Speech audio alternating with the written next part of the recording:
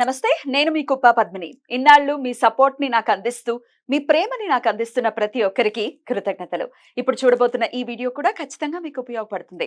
Like, share and subscribe చేసి మీ ఇష్టాన్ని అలాగే మీ సపోర్ట్ ని నాకు అందించండి. అలాగే ఈ వీడియో పట్ల మీ అభిప్రాయాన్ని కమెంట్ సెక్షన్ లో కమెంట్ చేసి నాకు తెలియజేయండి. నమస్తే. జ్యోతిష్య శాస్త్రం ఒక అద్భుతం. వేదాంగమైన జ్యోతిష్య శాస్త్రం అనేటువంటిది మానవ జీవన గమనానికి ఒక వరం. జ్యోతిష్య శాస్త్రం నీ జీవితంలో వెలుగు నింపే ఒక భాష. ఆ భాష నీకు అర్థమైతే ప్రకృతి నీతో మాట్లాడుతుంది. అస్ట్రాలజీ నేర్చుకోవాలి అనుకునే వారికి అద్భుత అవకాశం. మురళీధర శర్మ గారి అస్ట్రాలజీ క్లాసెస్ అతి త్వరలో మొదలు కాబోతున్నాయి. 100% జాబ్ గ్యారంటీ. వివరాల కొరకు సంప్రదించండి. నమస్తే, వెల్కమ్ టు అవర్ ఛానల్. నేను పద్మిని. ప్రస్తుతంతో పాటు ప్రముఖ ఆధ్యాత్మికవేత్త, జ్యోతిష పండితులు, అమ్మవారి సేవకులు, దత్త గణపతి ఉపాసకులు మురళీధర శర్మ గారు మనతో పాటు ఉన్నారు. మాట్లాడదాం. మురళి గారు నమస్కారం అండి. మహాదేవ శ్రీమాత్రి.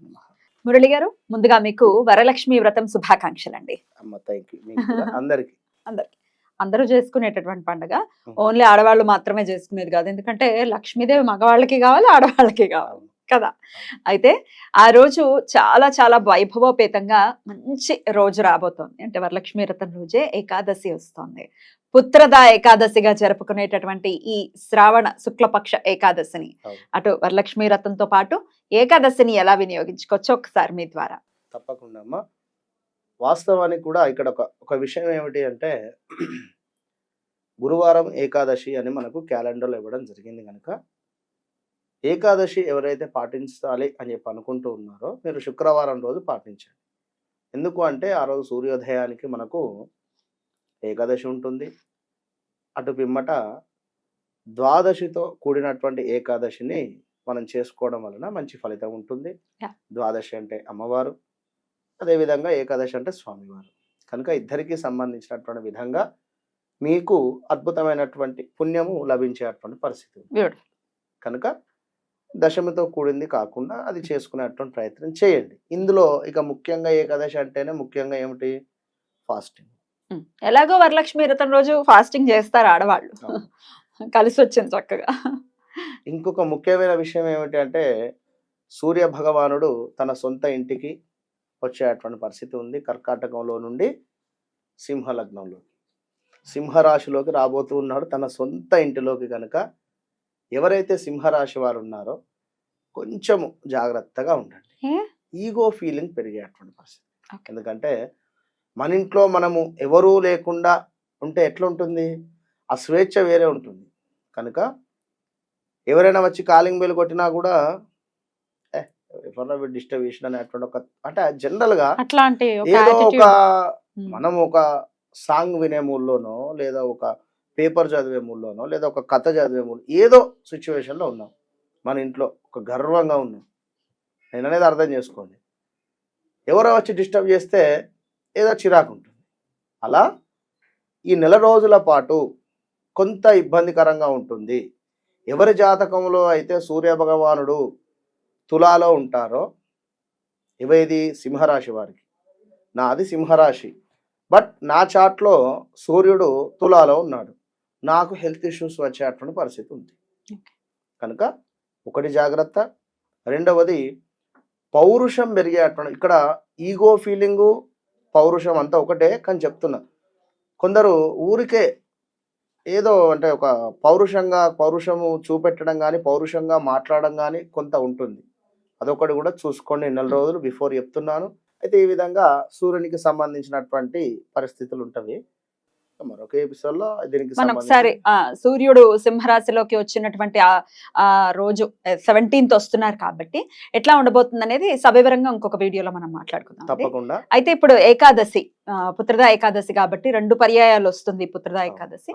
పుష్యమాసంలో ఒకసారి చేసుకుంటాము, అలాగే ఈ శ్రావణ మాసంలో కూడా చేసుకుంటాం. ఎందుకు పుత్రద ఏకాదశి చెయ్యాలి అని అంటే ఏం చెప్తారు?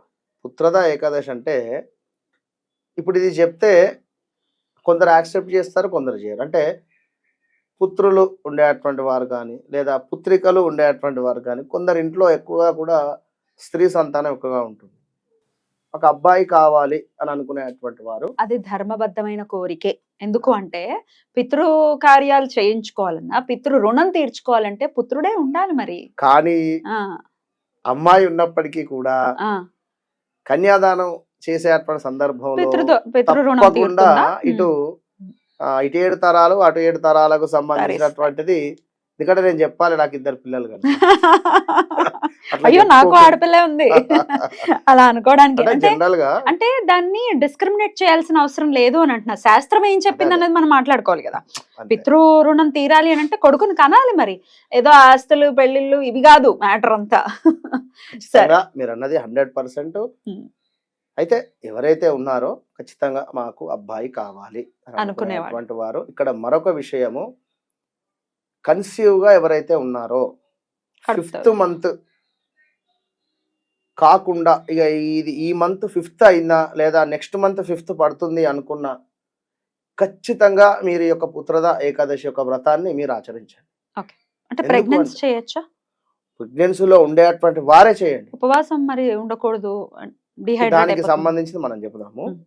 ఇది ఎందుకు మీరు చేసేది, మీకు ఆల్రెడీ ఒక ఆడపిల్ల ఉంది, నాకు ఒక మగ సంతానం కావాలని చెప్పి పుత్రద ఏకాదశి రోజు మీరు స్వామివారికి దగ్గర ఉండండి. కడుపు మార్చుకోకండి దయచేసి ఈ రోజు. ఎందుకంటే మీరు ప్రెగ్నెన్సీలో ఉన్నారు కనుక తప్పకుండా కొంత స్వామివారికి సంబంధించినటువంటి సేవలో ఉండండి. ఏదైనా దేవాలయం ఉన్నట్టయితే అక్కడికి వెళ్ళి చక్కగా కూర్చొని ఒక 1 అవర్ ఏదైనా చదువుకోండి అంతే. ఇక దాని తర్వాత ఏదైతే మీరు ఏకాదశికి సంబంధించినటువంటి వ్రతంలో ఉన్నారో దాన్ని అక్కడ విరమించండి. తప్పకుండా ఇంటికి వచ్చి భుజించండి. మీ మెడిసిన్ ఏవైతే ఉందో టాబ్లెట్స్ తీసుకోండి. ఇక్కడ సంకల్పం ముఖ్యం. మీకు పుత్రుడు కావాలి అనేటువంటి సంకల్పం ఇక్కడ ఒకటి. రెండవది, ఇక మిగిలిన వారు ఎవరైనా కూడా వివాహం కాని వారు కూడా తప్పకుండా ఈరోజు ఫాస్టింగ్ ఉండండి. ఎక్కడైనా వ్రతాన్ని ఆచరిస్తుంటే అక్కడికి వెళ్ళండి, లేదా కథను చదువుకోండి. సత్యనారాయణ స్వామి వ్రతం కానీ లేదా కేదారేశ్వర వ్రతం కానీ ఇవి తప్పకుండా కూడా పారాయణం చేయండి. లేదు అనుకున్నట్టయితే శ్రీ సూక్తం చదువుకోండి, అద్భుతంగా ఉంటుంది. ఇక ఇవంతా మాకు నోరు తిరగవచ్చును తిరగకపోవచ్చును అని అనుకునేటువంటి వారు ఖచ్చితంగా కూడా ఓం నమో భగవతే వాసుదేవాయ అన్నింటికి సంబంధించింది ఇది. తప్పకుండా రావి చెట్టు వద్ద దీపారాధన చేసి కూర్చొని మీరు 10-10:30 ప్రాంతంలో దీపారాధన చేసి ఆవ నూనెతో దీపారాధన చేసి చదువుకోండి. చక్కగా దర్భచాప వేసుకొని ఒక 1 అవర్ అక్కడ మెడిటేషన్ చేస్తారా, లేదా ఓం నమో భగవతే వాసుదేవ అనేటువంటి మంత్రాన్ని చదువుతారా, మీరు కనెక్ట్ కండి. అంతే. ఏదో ఇంత లావు పుస్తకం చదవాలి, మీరందరూ నన్ను డిస్టర్బ్ చేయకండి అని చెప్పి కంప్లీట్ గా ఈ యొక్క పేజీలు ఏవైతే ఉన్నాయో తిప్పుకుంటూ వెళ్ళకండి. మీరు కనెక్ట్ కండి అంతే. అద్భుతం అండి. ఇక వరలక్ష్మి వ్రతం ప్రత్యేకించి ఆడవాళ్ళకి చెప్పాల్సిన అవసరమే లేదు. ఎలా చేసుకోవాలి ఏంటి ప్రతి ఒక్కటి A to Z వాళ్ళకి తెలుసు. అయితే ఇక్కడ దయచేసి ఒక మాట, ఇది మీరు మంచిగా తీసుకోండి, చెడుగా మాత్రం కాదు. ఓకే, మీరు ఖచ్చితంగా కూడా లాస్ట్ టైం కూడా మనం ఒక వీడియో చేసి ఉన్నాము. అయితే ఇక్కడ మన ఆడంబరాలకు వెళ్ళకండి, ఉన్న దాంట్లో అడ్జస్ట్ కండి. మీ భర్త దగ్గర మనీ ఉన్నాయా లేవా అనేది చూసుకోండి.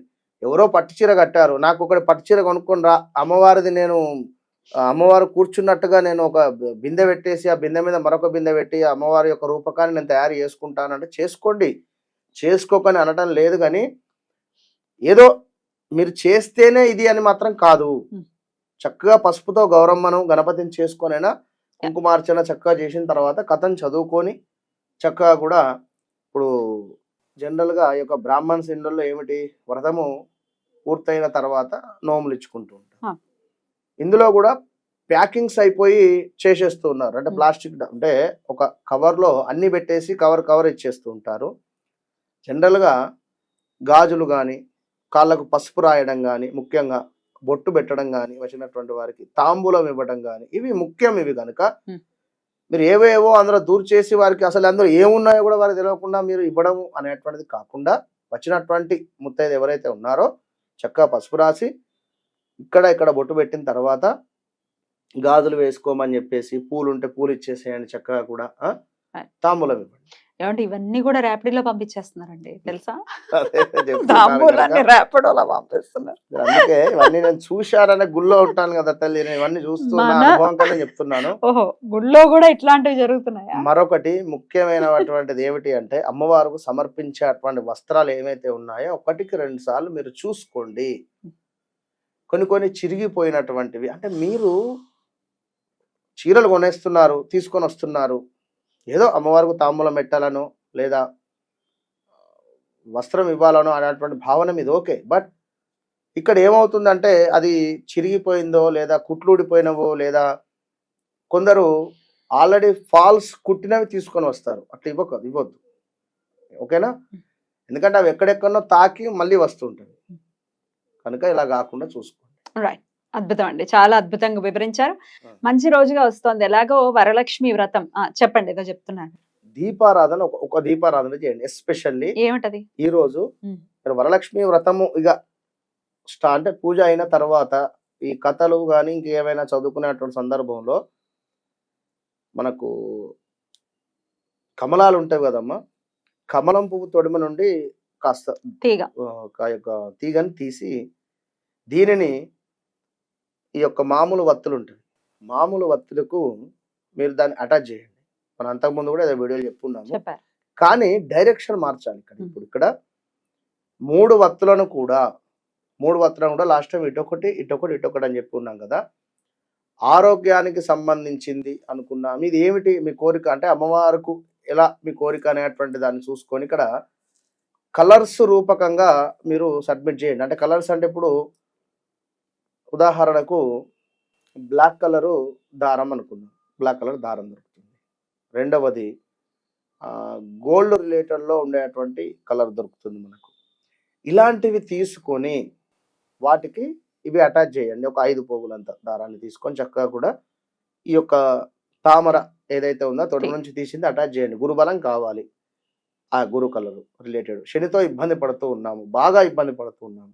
బ్లాక్ కలరు దారాన్ని 5 పోగులుగా చేసుకొని మీరు దీపారాధన చేసినట్టయితే మనం చెప్పినటువంటి విధంగా బుధుడు గ్రీన్ వ్యాపార అభివృద్ధికి, ఇట్లా మీ భర్తకు ఏదైతే కావాలో భార్యలకు తెలుసు కనుక శుక్రుడు తెలుపు రంగు, ఇట్లా చూసుకొని మీరు దీపారాధన చేయండి. సూపర్ ఉంటుంది. రైట్, బ్యూటిఫుల్, అద్భుతంగా వివరించారు. రైట్ అండి, అందరూ చాలా అద్భుతంగా ఈ పుత్రదా ఏకాదశిని వరలక్ష్మి వ్రతాన్ని కూడా అందరూ చేసుకోవాలని మనవి చేస్తూ కృతజ్ఞతలండి. నమస్తే. మహాదేవ్.